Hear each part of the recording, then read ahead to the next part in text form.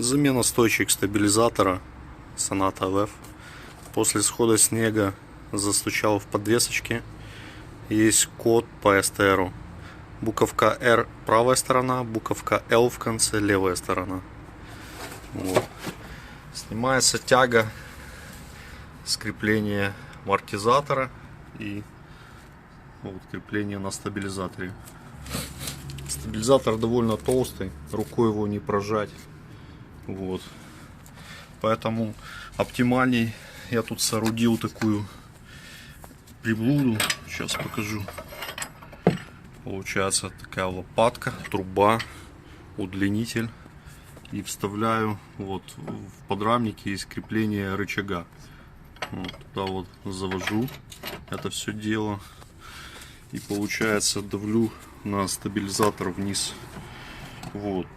Видите, ход какой, что руками не продавить, очень тяжело.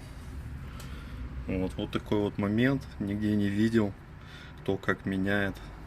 Поэтому имейте в виду, вот, заводим в ушко в подрамнике, где крепится рычаг, и трубой давим на стабилизатор. Тогда реально продавить и поставить стойку. Что руками очень тяжело. Также желательно перед установкой шарнирное соединение разработать, то есть покрутить его, чтобы смазочка по шару разошлась во втулку, чтобы она не была где-то в одном месте сконцентрирована в пыльнике. Вот, накинул стоечку вверх в крепеже, вот, низ висит. Сейчас я покажу, в принципе, что это даже реально с таким рычагом сделать одной рукой. То есть я давлю локтем, вот.